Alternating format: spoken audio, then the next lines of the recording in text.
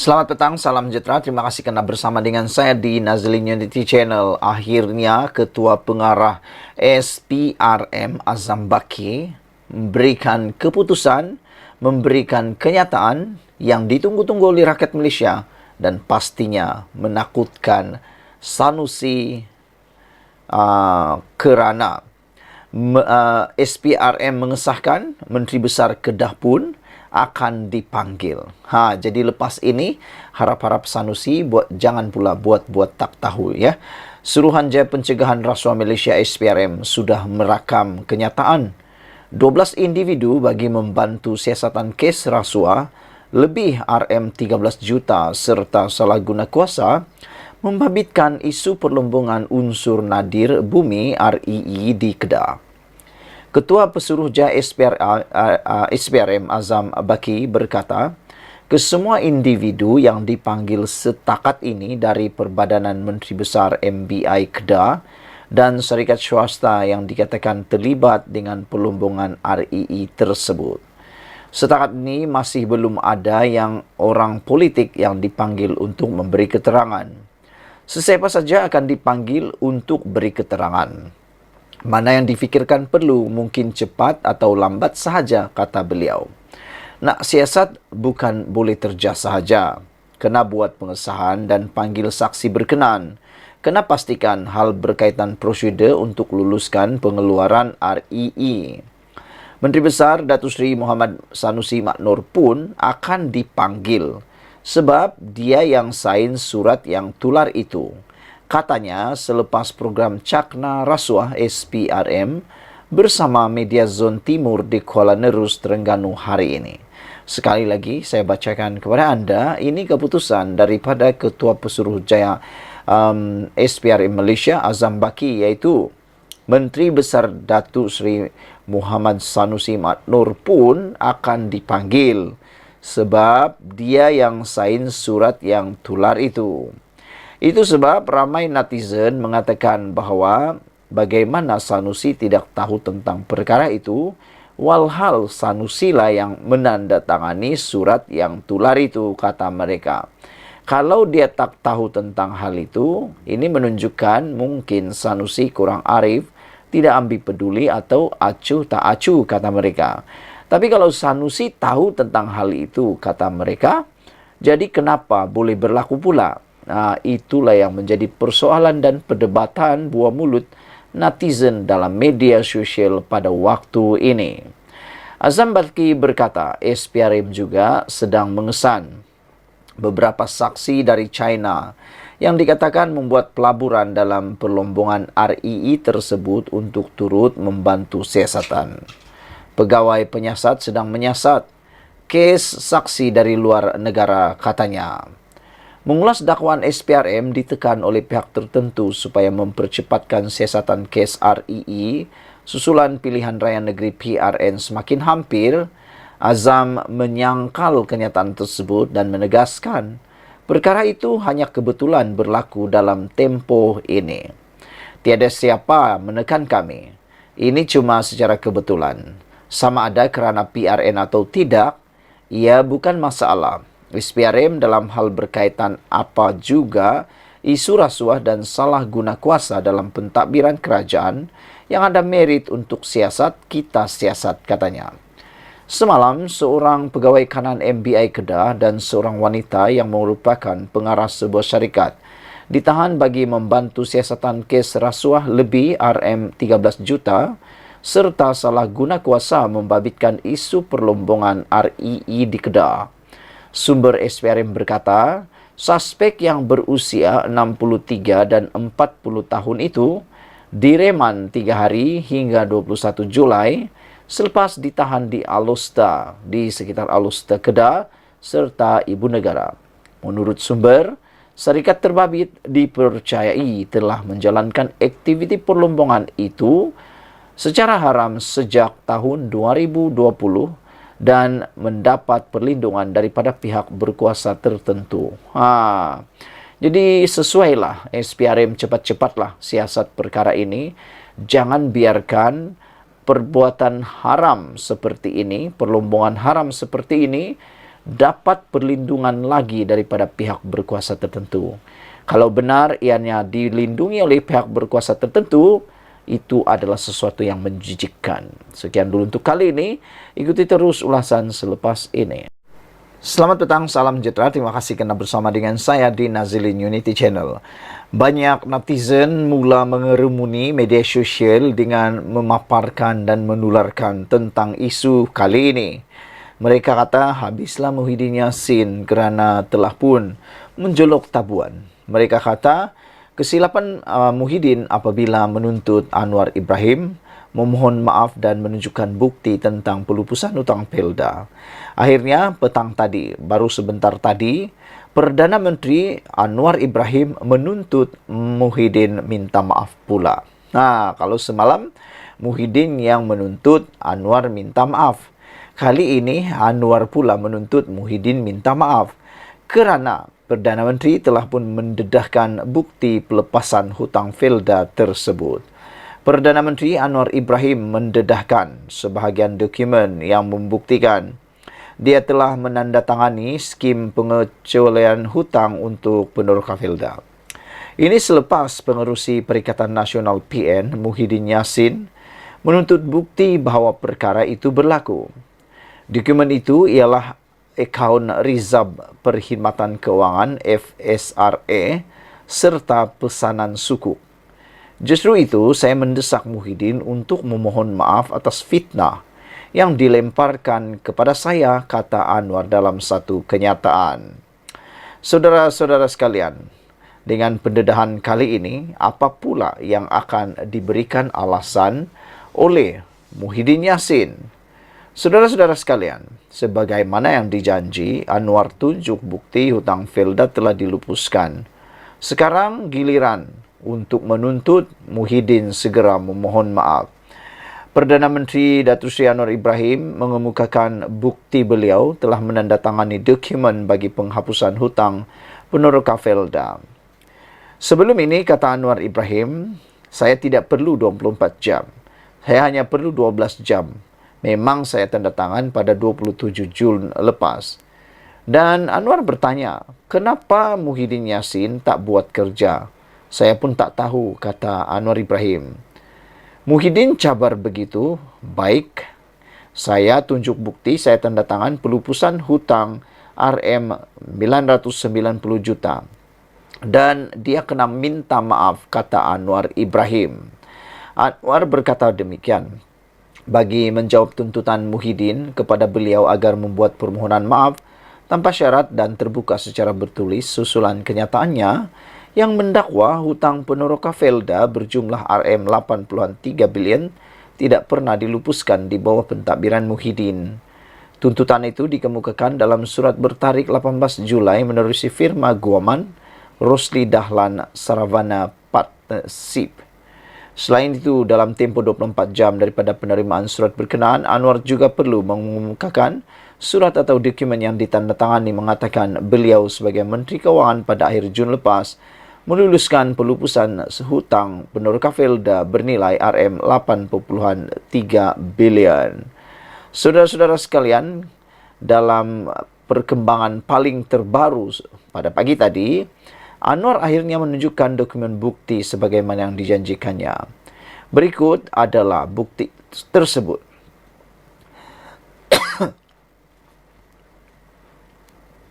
Sekian dulu untuk kali ini. Jangan lupa tinggalkan komen Anda. Sila tekan butang subscribe dan apa pendapat Anda? Adakah dengan pendedahan bukti oleh Anwar Ibrahim ini akan menyebabkan Muhyiddin menuntut maaf? Kita tunggu apa yang jadi selepas ini.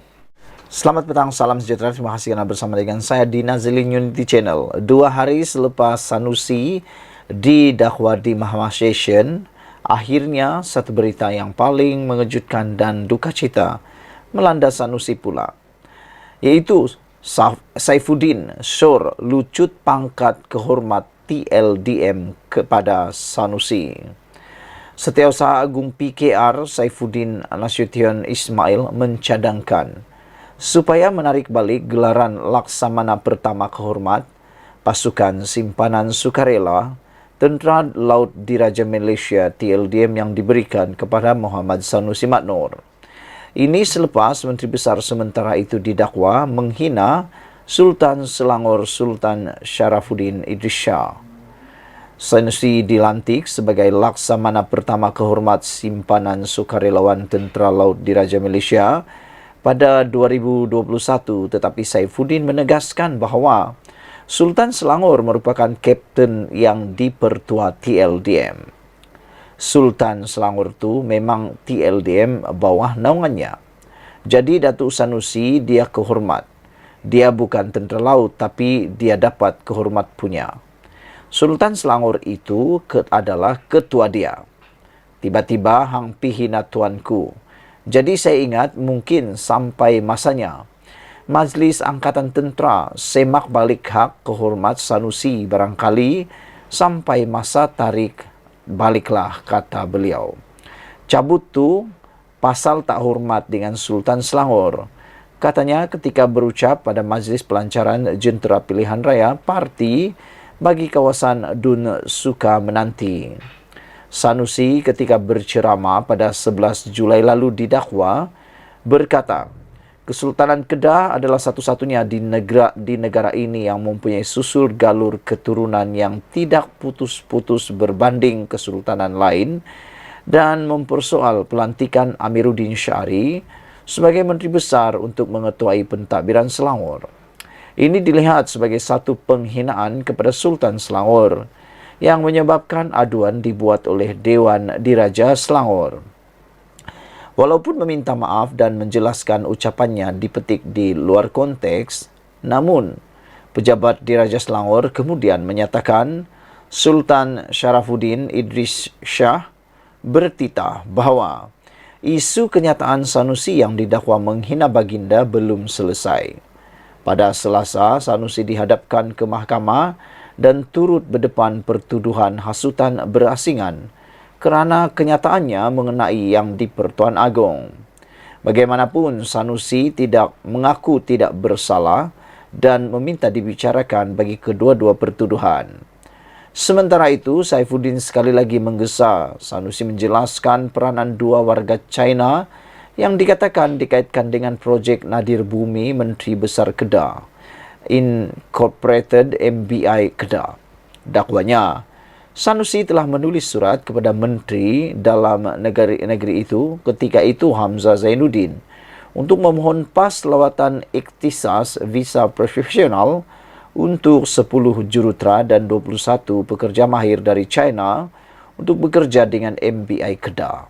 Ini kononnya atas kepakaran mereka dalam perlumbungan unsur Nadir Bumi REE untuk membantu MBI Kedah dalam penerokaan REE.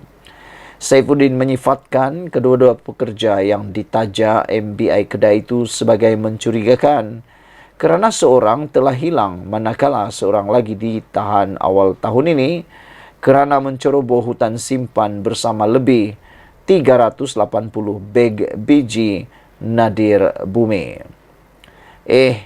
Ini bukan eksplorasi lah, ini curi, kata Saifuddin.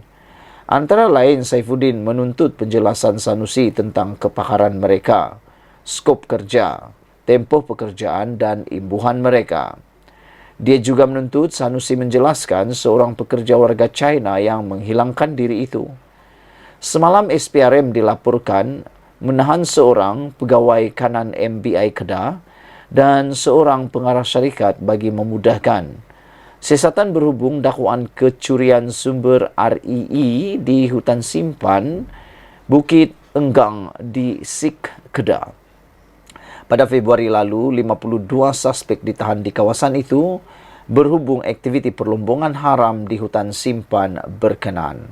Saudara-saudara sekalian, memang malang menimpa Sanusi kerana baru 2 hari beliau didakwa di mahkamah. Kini beliau berpotensi akan dilucutkan jawatan pula dan pangkat beliau.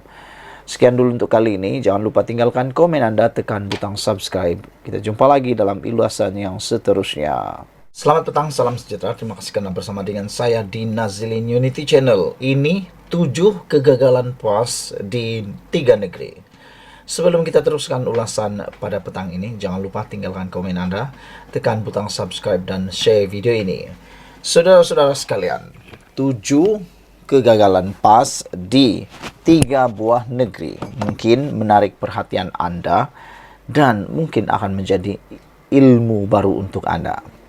Sudah tiba masanya untuk gelombang merah biru mengambil alih Kedah, Kelantan dan Terengganu. Selama ini, kegagalan PAS mentadbir 3 negeri ini dengan baik telah menyebabkan anak muda terpaksa merantau jauh untuk mencari rezeki. PAS dan PN wajib dijatuhkan untuk memastikan masa depan yang lebih baik untuk anak-anak kita. Hakikatnya, PAS gagal menguruskan ekonomi 3 negeri ini dengan baik. Hidup rakyat yang sejahtera bergantung kepada pertumbuhan ekonomi sesebuah negeri. Saya perincikan 7 kegagalan PAS menguruskan ekonomi 3 negeri ini dengan baik. Pertama, sumbangan ekonomi 3 negeri ini yang terlalu kecil walaupun saiz negeri yang besar. Kelantan, Terengganu dan Kedah hanya menyumbang 1,8%, 2,5% dan 3,4% KDNK negara pada tahun 2022. Jauh bezanya dengan sumbangan 7,4% Pulau Pinang dan 25,5% Selangor kepada KDNK negara. Data ini jelas menunjukkan PAS gagal mengembangkan ekonomi negeri. Apatah saudara-saudara sekalian. Kedua, PAS gagal menjaga siswaza amat malang. Kedah dan Terengganu mempunyai gaji penengah siswaza terendah di seluruh Malaysia. Misalnya, pada tahun 2021, 50% siswaza di Kedah hanya berpendapatan di bawah RM3 dan R138.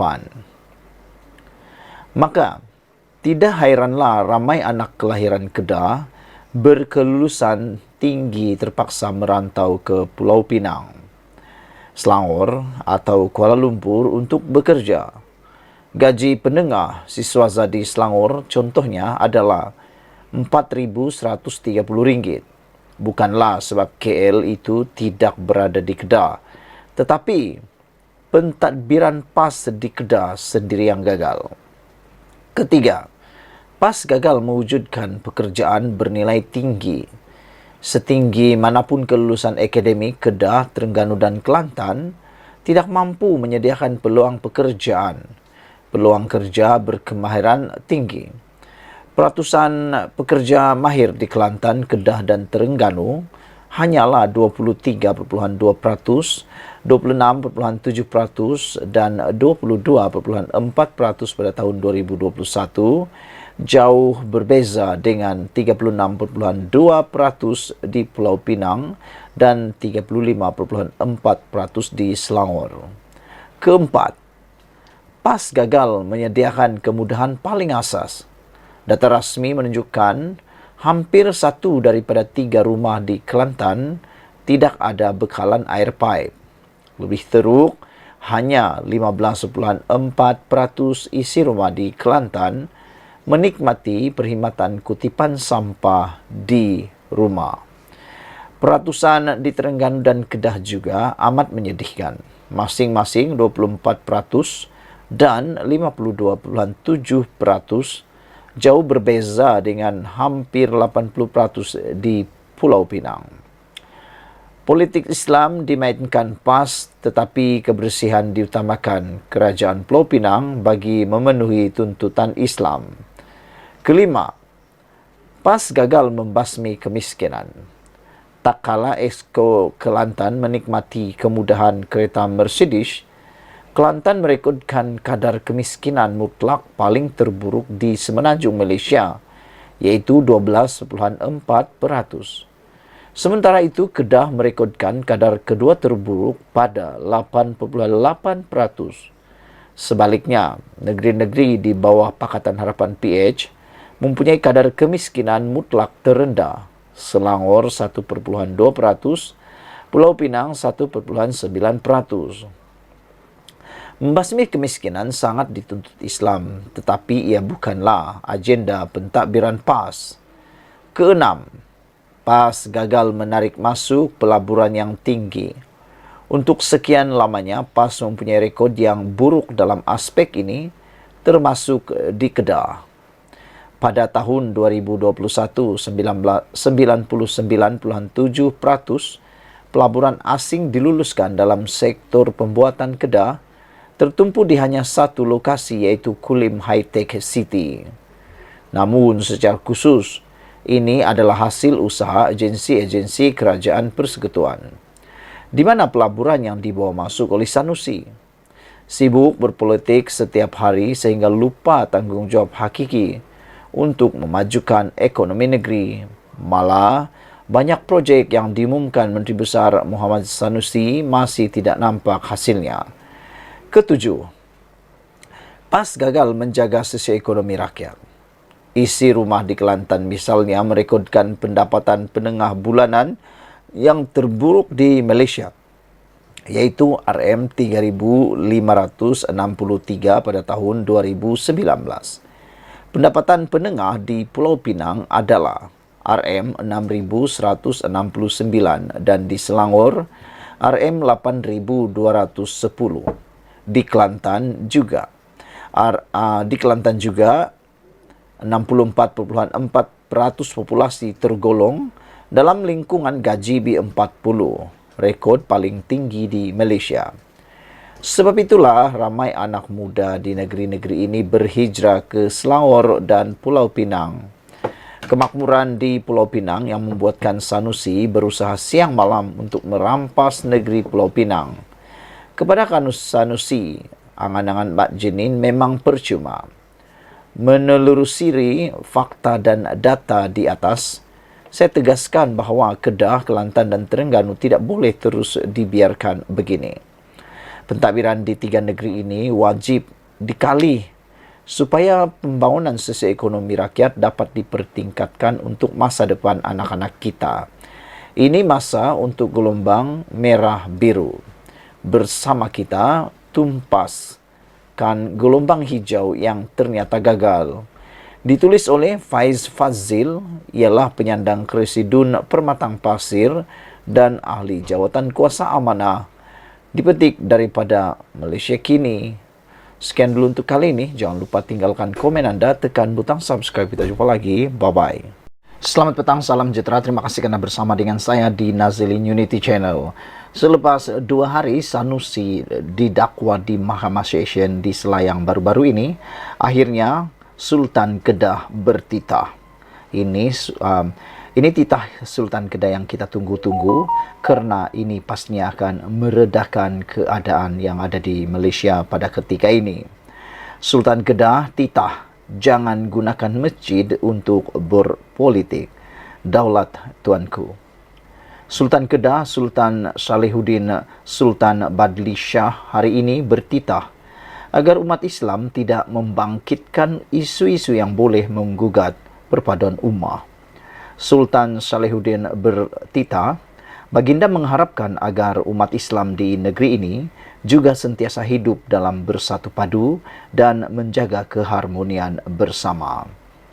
Antara salah satu sebab perpecahan yang melanda masyarakat adalah ketidakmampuan dalam mengendalikan hawa nafsu serta tidak matang dalam memberikan tindak balas dalam perbezaan pendapat, sehingga mudah melenting dan bergaduh sesama sendiri. Walhal pergaduhan ini ada yang berpunca daripada isu remeh-temeh titah baginda pada Majlis Perhimpunan sempena sambutan Ma'al Hijrah peringkat Negeri Kedah 1445 Hijriah 2023 di sini hari ini.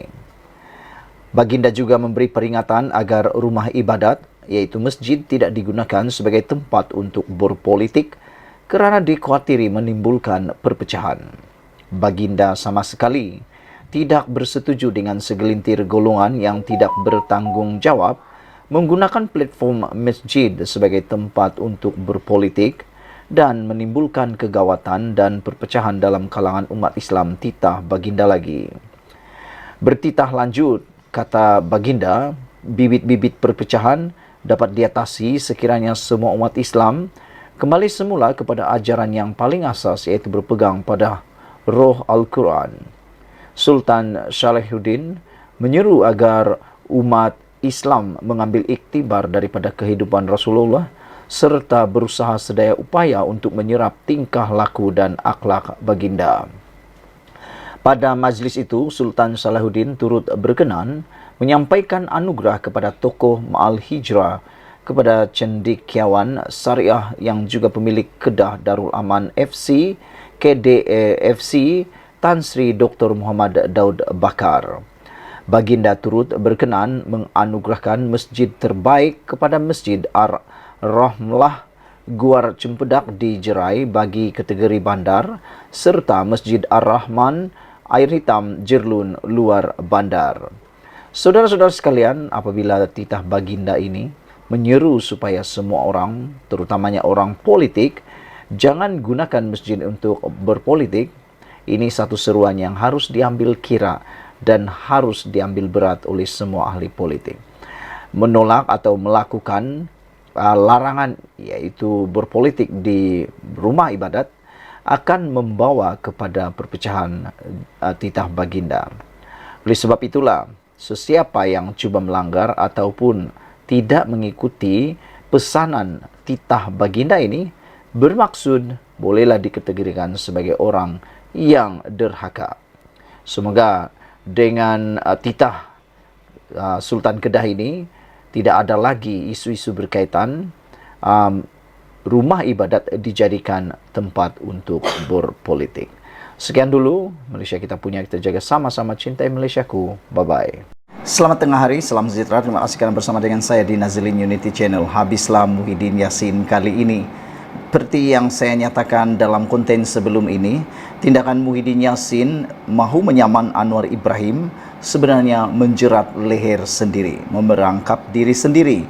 Tuntutan Muhyiddin Yassin kemarin supaya Anwar Ibrahim memohon maaf dan menarik kenyataan beliau berkaitan dengan pembayaran hutang Felda dan menuntut supaya Anwar Ibrahim memohon maaf dalam masa 24 jam serta menunjukkan kalau benar beliau mempunyai tanda tangan dokumen berkaitan pelupusan hutang Felda bernilai 8.2 bilion itu, akhirnya memakan diri. Ramai orang persoalkan, kata mereka, bagaimana kalau benar-benar Anwar Ibrahim tidak mempunyai dokumen tersebut. Saya kata begini, tindakan itu boleh menyebabkan Muhyiddin Yassin terperangkap sendiri. Akhirnya seperti yang dinyatakan tadi, akhirnya Muhyiddin Yassin terperangkap diri sendiri apabila akhirnya Anwar Ibrahim tampil menyatakan, saya tidak perlu masa 24 jam.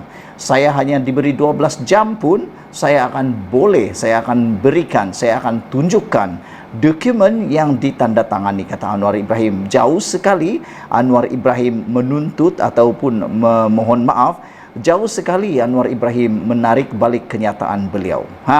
Jadi kali ini habislah Muhyiddin Yassin terperangkap diri sendiri, bukan diperangkap oleh orang lain tetapi terperangkap oleh diri sendiri. Hari ini Perdana Menteri tunjuk bukti tanda tangan hapus hutang Ponoroka. Perdana Menteri Datuk Seri Anwar Ibrahim akan mengemukakan bukti bahawa beliau telah menandatangani dokumen bagi penghapusan hutang Ponoroka Felda. Saya boleh bawa, tak perlu tunggu 24 jam, kata Anwar Ibrahim. Dalam 12 jam pun saya boleh, kata beliau. Memang saya tanda tangan pada 24 Jun lepas. Kenapa dia, bekas Perdana Menteri Tan Sri Muhyiddin Yassin, tak buat kerja? Tak tahu, kata Anwar Ibrahim. Ini menjadi persoalan besar kepada kita semua. Apabila Muhyiddin Yassin menuntut, kononnya beliaulah yang menghapuskan hutang tersebut. Tetapi Anwar Ibrahim menyatakan dia yang tanda tangan pada 27 Jun lepas dan dia turut bertanya, dia hairan kenapa Muhyiddin Yassin tak buat kerja. Saya pun tak tahu, kata Anwar Ibrahim. Kamu Muhyiddin cabar begitu, tidak apa.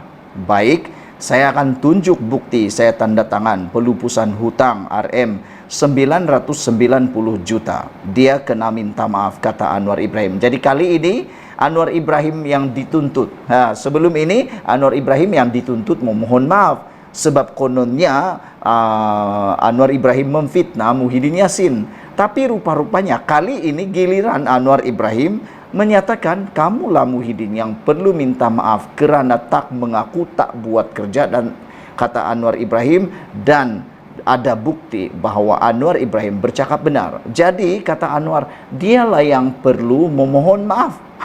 Jadi tadi Muhyiddin menuntut, Anwar Ibrahim memohon maaf. Kali ini Muhyiddin pula yang perlu memohon maaf. Anwar berkata demikian bagi menjawab tuntutan Muhyiddin kepada beliau agar membuat permohonan maaf tanpa syarat dan terbuka secara bertulis susulan kenyataannya yang mendakwa hutang Peneroka Felda berjumlah 8.3 bilion tidak pernah dilupuskan di bawah pentadbiran Muhyiddin. Tuntutan itu dikemukakan dalam surat bertarikh 18 Julai menerusi firma guaman Rosli Dahlan Saravana Partnership. Selain itu, dalam tempoh 24 jam daripada penerimaan surat berkenaan, Anwar juga perlu mengemukakan surat atau dokumen yang ditandatangani mengatakan beliau sebagai Menteri Keuangan pada akhir Jun lepas meluluskan pelupusan hutang Peneroka Felda bernilai RM8.3 bilion. Justru sebelum melakukan lawatan rasmi ke Vietnam esok, Anwar berkata beliau akan menghubungi Ketua Setiausaha Perbendaharaan KSP Datuk Johan Muhammad Merikan untuk menyerahkan bukti berkenan. InsyaAllah sebelum saya ke Vietnam esok, saya akan telefon KSP dan akan bagi bukti itu. Saya nak dia, Muhyiddin, minta maaf secara terbuka. Kali ini Muhyiddin pula yang perlu memohon maaf. Silap sikit, Muhyiddin lah yang akan kena saman, Muhyiddin lah yang akan kena. Inilah yang kata meludah ke langit terkena muka sendiri. Dan tak tahulah, mungkin Muhyiddin tak sedar Anwar Ibrahim mempunyai bukti tersebut. Anwar yang juga Menteri Keuangan sebelum ini mendakwa belanjawan 2021 dan 2022 di bawah Perikatan Nasional tidak mempunyai peruntukan untuk menyelesaikan dan melupuskan hutang Felda. Katanya hanya dalam belanjawan Madani 2023, beliau menyerahkan RM990 juta peruntukan awal bagi melupuskan hutang Peneroka Felda yang berjumlah RM8.3 bilion itu. Jadi sekarang nak tanya kepada walaun-walaun, penyokong-penyokong Muhyiddin Yassin yang kata Anwar Ibrahim tu bohong lah, memfitnah lah dan sebagainya. Anda fikir-fikirkan sekarang, siapalah yang memfitnah, siapalah yang berbohong. Kali ini kita tunggulah nanti siapa yang akan memohon maaf secara terbuka. Adakah Anwar Ibrahim ataupun Muhyiddin Yassin? Jadi benarlah kata-kata penganalisis politik sebelum ini, tindakan Muhyiddin menuntut Anwar Ibrahim memohon maaf dan menunjukkan bukti dan mahu menyaman Anwar Ibrahim tindakan bunuh diri, tindakan menjerat leher sendiri dan tindakan yang pasti dia sesali. Seperti Mahathir Mohamad telah pun tersilap langkah apabila menyaman Anwar Ibrahim. Akhirnya dia menjerat diri sendiri sehingga banyak perkara yang luar biasa, yang lebih menarik, yang lebih mengejutkan didedahkan satu persatu oleh Anwar Ibrahim.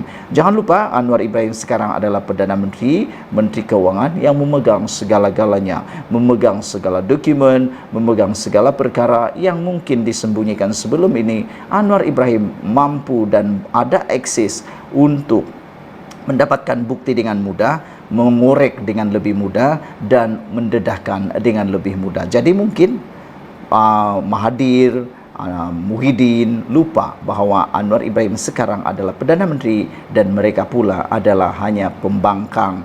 Bahkan Tun Mahathir sekarang tidak punya apa-apa selain hanya pemerhati politik, karena beliau bukan ahli Dewan Undangan Negeri, bukan juga ahli parlimen dan tidak punya apa kapasiti pun dalam kerajaan. Semoga dengan pendedahan ini Muhyiddin akan lebih berhati-hati apabila mau menyaman sesiapa, kerana takut nanti beliaulah yang akan terjerat sendiri. Sekian dulu untuk kali ini. Jangan lupa tinggalkan komen Anda, tekan butang subscribe. Kita jumpa lagi. Bye-bye.